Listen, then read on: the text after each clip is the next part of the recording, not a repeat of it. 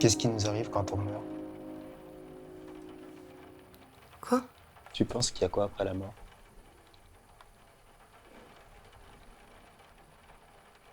C'est dur comme question.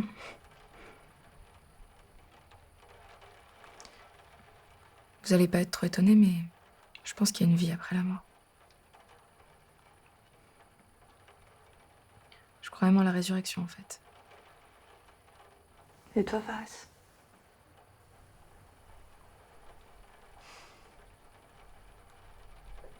J'y ai beaucoup réfléchi. Et je pense qu'au moment de mourir, tu vois ta vie défiler devant tes yeux.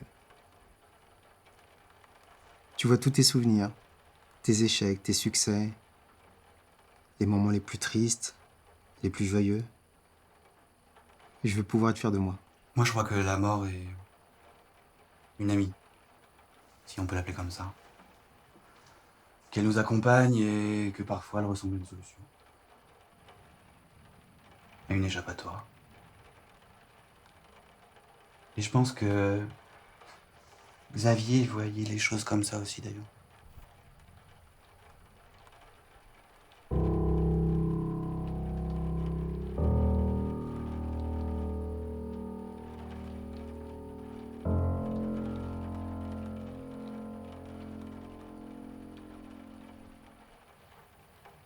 Vous pleurez? Pourquoi vous pleurez? Mais tu sais pourquoi on pleure, Martin? Non, je sais pas, non. Ok, maintenant ça suffit. T'insinues quoi avec tes petits sous-entendus à la con? Tu nous as fait ton petit numéro là pendant tout le week-end. Si t'as quelque chose à dire, tu le dis maintenant. Vous êtes coupable. Laura, tu as poussé Xavier vers la mort. Tu l'as poussé encore et encore, dans ses plus intimes retranchements. Tu t'es nourri de ses dernières énergies. Pourquoi? Pour le bien de l'entreprise? Non, bien sûr que non. Tu savais qu'il allait pas bien, qu'il était au bord du gouffre. Donc, tu évitais de voir sa détresse en face, car tu savais que si tu le faisais, tu n'allais pas le supporter. Et tu devrais le laisser partir. Tu oses pleurer en plus, tu n'es vraiment Arrête, aucune Martin. honte. Tu crois que je les ai pas entendues, tes menaces? Je sais que tu es consciente de ce que tu faisais. Tu ne voulais pas te passer de Xavier, alors tu l'as menacé pour qu'il continue, pour que cette boîte ne soit pas un échec pour toi. C'est ton orgueil qui l'a tué. Et tu oses te cacher derrière tes larmes. Mais tu sais, tu n'es pas la seule. Fares, pour ta part, tu as purement et simplement trahi Xavier.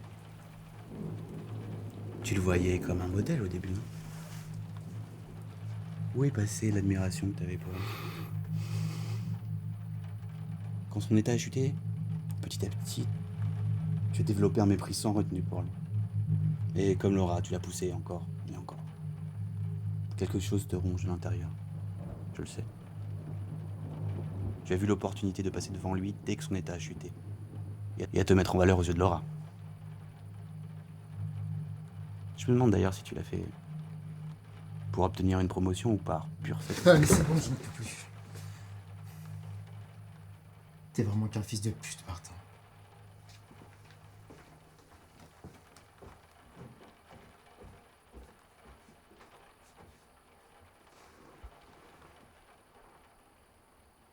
T'es vraiment un enfoiré. souris pas pour une fois. Qu'est-ce qu'on peut te reprocher, petite gamine insouciante?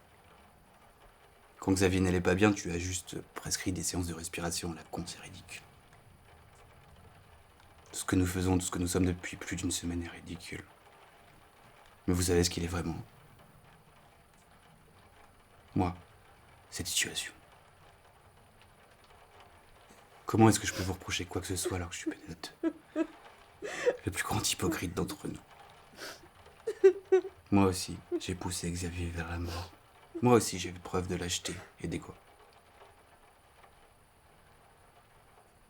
Un jour, il est venu me voir. Il était excédé par la fatigue et son visage commençait à changer, comme vous le savez bien. Il m'a avoué alors l'enfer qu'il vivait. Il s'est longuement confié à moi. Alors je l'ai écouté avec attention. Et lorsqu'il m'a demandé mon aide, presque en train de me supplier, je n'ai pas pu m'empêcher de ressentir un profond dégoût.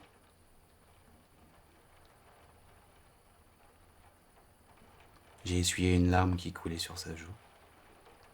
Et je lui ai dit tout le déshonneur et la faiblesse qu'il m'inspirait. Je sais toujours pas pourquoi j'ai agi si cruellement. Mais je sais que ce jour-là, j'ai brisé Xavier.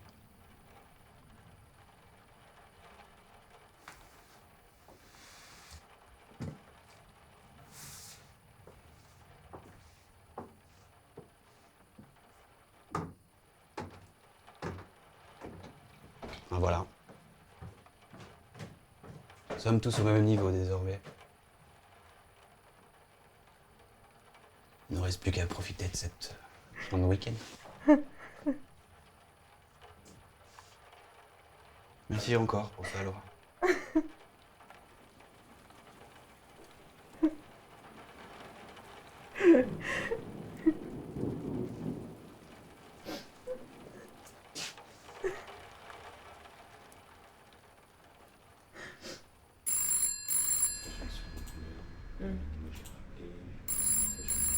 Donc on a pas l'impression que nous, c'est sûr.